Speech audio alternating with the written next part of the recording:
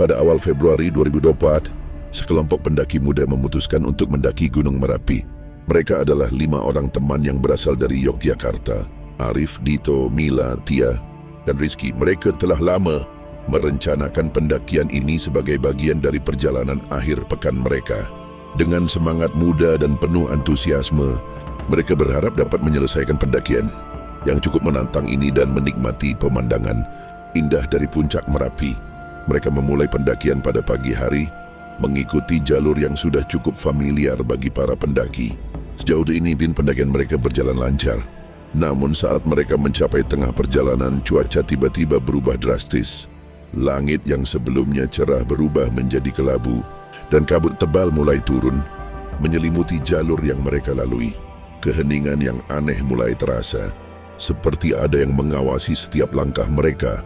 Mila yang merasa sedikit gelisah mencoba untuk mengingatkan teman-temannya. Ada yang aneh deh, kabutnya terlalu cepat turun, kata Mila dengan suara bergetar. Tapi Dito dan Arif yang lebih berpengalaman hanya tertawa dan menyemangatinya untuk melanjutkan perjalanan. Tia dan Rizky yang masih baru dalam pendakian ikut mengikuti dengan cemas. Namun semakin dalam mereka masuk ke jalur yang lebih tinggi, semakin terasa ketegangan yang tidak bisa dijelaskan. Kabut semakin tebal dan suhu udara menurun drastis. Mereka mulai merasa seolah-olah mereka tidak sendirian. Setiap langkah mereka seolah diikuti oleh suara bisikan yang samar. Suara itu tidak jelas, tetapi cukup untuk membuat mereka merinding. Malam mulai menyelimuti gunung, dan mereka memutuskan untuk mendirikan tenda dan beristirahat sejenak. Namun suasana semakin tidak nyaman. Angin yang berhembus begitu kencang, meskipun tidak ada awan gelap di langit. Seiring berjalannya waktu, mereka duduk mengelilingi api unggun yang kecil, mencoba menghilangkan kecemasan yang mulai menguasai mereka. Tiba-tiba, di tengah-tengah percakapan mereka, Rizky yang duduk paling dekat dengan tenda melihat sesuatu yang membuat darahnya membeku. Di balik kabut yang semakin tebal, ia melihat sosok seorang wanita berdiri di antara pepohonan, mengenakan pakaian putih yang tampak usang. Rizky merasa matanya tak bisa berkedip, seolah sosok itu menatap langsung ke arah dirinya. Sosok wanita itu tidak bergerak, hanya berdiri diam dengan wajah yang tidak terlihat jelas. Hanya kabut yang menyelimuti sebagian besar tubuhnya. Dito, Arif, kalian lihat itu? Rizky berbisik dengan suara gemetar. Dito yang mendengar itu langsung menoleh dan melihat ke arah tepat yang ditunjukkan Rizky. Namun, sosok itu tiba-tiba menghilang, seolah tersedot oleh kabut tebal yang mengelilinginya. Mereka semua terdiam tak tahu harus berbuat apa. Pasti cuma halusinasi kamu. Arif mencoba menenangkan Rizky, meskipun wajahnya juga tampak gelisah. Mungkin terlalu capek. Namun perasaan aneh itu tidak hilang. Ketika mereka berusaha tidur, bisikan halus yang tadi terdengar semakin jelas dan seakan datang dari setiap sudut tenda mereka. Mila yang merasa tak nyaman memutuskan untuk keluar dari tenda sebentar untuk mengambil air minum. Tapi begitu ia keluar, ia langsung membeku di tempat. Di hadapannya, sosok wanita yang tadi dilihat Rizky kini muncul kembali, berdiri di tengah kabut, hanya beberapa meter dari tenda mereka. Wanita itu dengan pakaian putih lusuh menatap mereka dengan tatapan kosong yang menyeramkan. Matanya kosong seperti mata yang tidak hidup, dan bibirnya terkatup rapat, seolah menahan sesuatu yang sangat berat. Mila tak bisa bergerak, tubuhnya kaku, seakan-akan dililit oleh ketakutan yang luar biasa.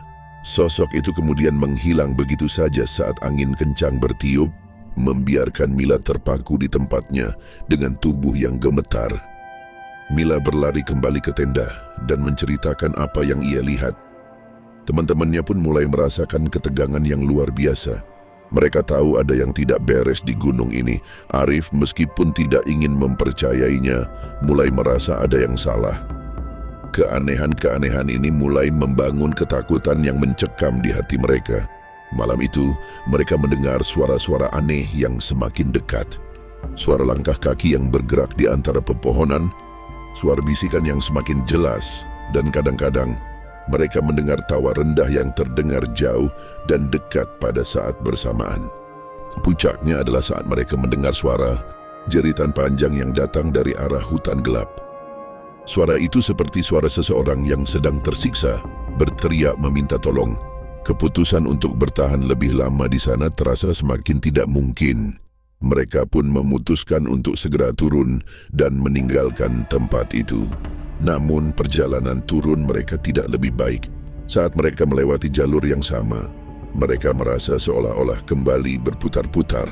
Setiap kali mereka berbelok, mereka merasa seperti kembali ke tempat yang sama, dengan kabut yang semakin pekat.